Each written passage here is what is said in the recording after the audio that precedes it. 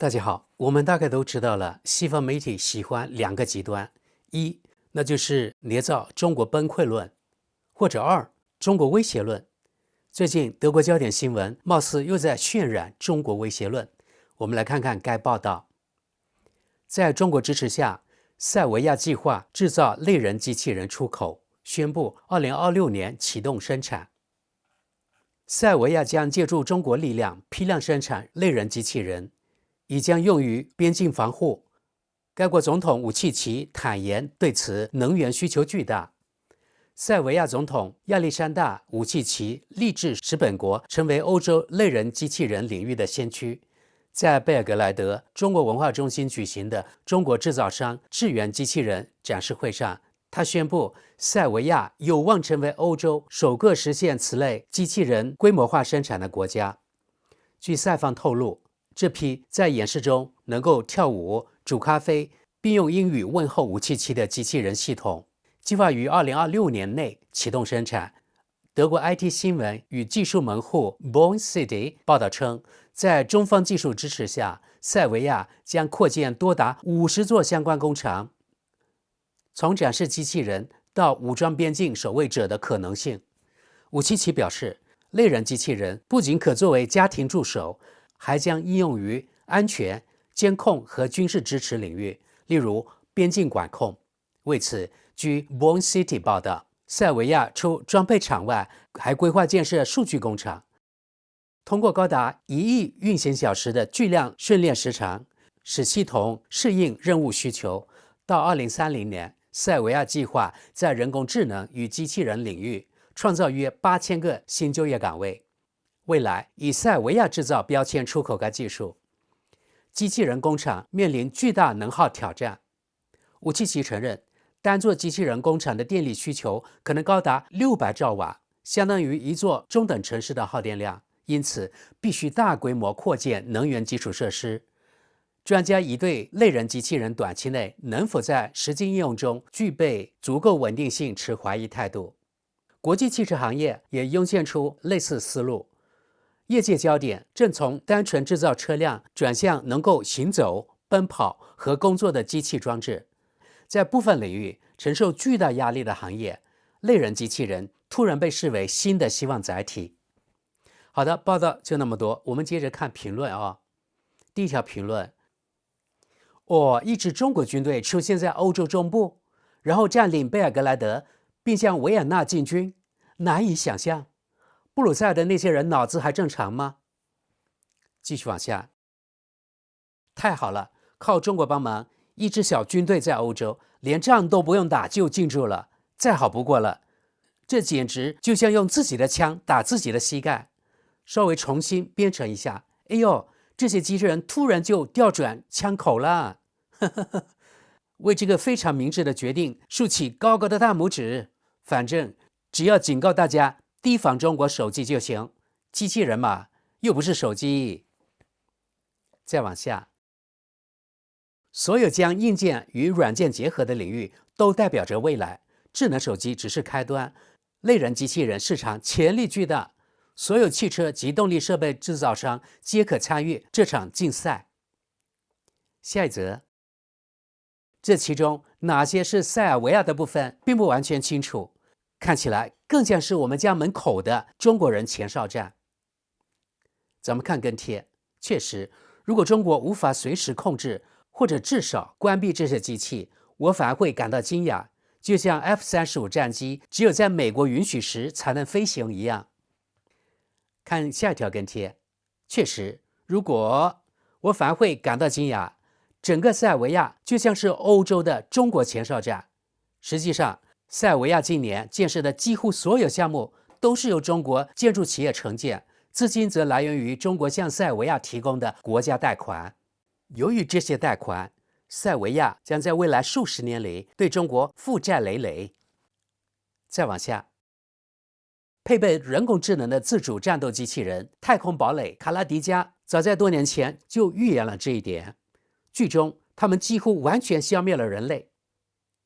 下一則，機器人警察正在成為現實。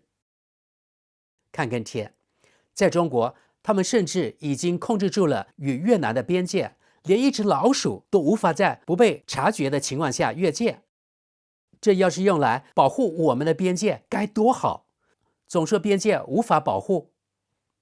再往下，這些機器人的首次部署將被武契奇用於對付本國人民。下則，無論如何，在德國都應該讓這些機器人來檢票，並在城市中維護安全。繼續往下，令人恐懼的是，電影《終結者》中的場景竟能變得如此真實。看跟帖，這樣很好，他們的存在很有用，他們可以為消防隊執行危險任務，可以逮捕暴力示威者，檢查車票等等。通過面部識別和我們的生物識別身份證，他們能立刻知道你是誰。沒有什麼能比這更好的保障安全了。下一則，明確的表態，任何向中國提供用於軍事目的的機器人的企業，在歐盟都沒有立足之地。看跟帖，他們不會被運往中國，他們是用於中國在歐洲所控制的衝突的。再往下，塞爾維亞什麼時候屬於歐盟了？再往下看 ，Cyberdyne Dynamics 入門套件真合適啊！另一方面，中國人說不定什麼時候摁下按鍵，這些東西就會倒戈對付他們的主人，或者直接關機，或者開始思考智人存在的意義。歡迎來到美麗新世界。咱們再往下看，德國本來肯定也能擁有這項技術，但顧慮總是太多。不管是針對中國人、針對產品，還是其他各種理由，偏偏就是不願確保德國本土的技術地位，寧可眼睜睜看着錢流失。下一則，繼續這樣下去，再過幾年，我們就沒有人類勞動力了，沒有人類士兵，沒有人類邊防人員，也沒有人類政治家了。那我們還需要人類做什麼呢？繼續往下。世界上有80億人，其中至少60%沒有正經工作。在這種時候，類人機器人真是太有用了。不知道要多久，人們才會意識到，在危地馬拉雇一個組裝流水線零件的人工，比買一個機器人便宜得多。再往下，對中國的依賴在技術和經濟上頗具吸引力，但在政治上卻十分敏感。像塞爾維亞的技術轉讓必須達到相當規模，才能將該項目視為合作夥伴關係。下一則，如果墨西哥計劃做類似的事情，他們將立刻面臨與美國的戰爭。好，繼續往下看。親俄的塞爾維亞可能會為朋友普京生產這些機器人，但願這個無賴國家永遠別加入歐盟，那將是歐盟的末日。再往下，正因為我們有烏克蘭，歐盟注定會因此垮台。下一則，順便說一下，據說要建多達50家工廠，塞爾維亞想借此建立一支機器人軍隊，並將其用於邊防。咱們繼續往下看，我已經能看到這一幕了，他們拼命地製造機器人，等到這些機器人遍布各地，數以百萬計時，中國人就會接管控制權，然後用它們來征服我們。再往下，哎呦，我們這玩意兒能摘羽衣甘藍、採孢子甘藍和草莓，早上還能幫我一起擺周末市場的攤子，那我就要它。但我現在還不太信能做得到。看跟帖啊。你可以看看宇樹科技的 G1 機器人，根據具體功能需求，它的起步價大約在1萬歐元左右。繼續往下，哎，孩子們，在我們柏林這個瘋人院裡，連化學鹽都缺，這就是現實。德國正在開足馬力退回石器時代，而全世界都在嘲笑我們呢。再往下，人類做不到的事，未來將由能接入人工智能的機器人來完成。他們很快就會發現自己並不需要人類這種生物，唯一的慰藉是，那些現在以為能用這些機器人鞏固自身權利的人，到那時也將自身難保。如果我們人類能自我消亡，地球會感謝我們的。下一則，這將會像太陽能產業和汽車行業一樣，中國人做得更快、更好、更便宜。那為什麼還要在歐盟生產呢？看跟貼，澤連斯基當然需要新的士兵，還得解決一個問題：如果機器人終結者沒電了，他得能找到電源充電，否則就遊戲結束了 ，Game over。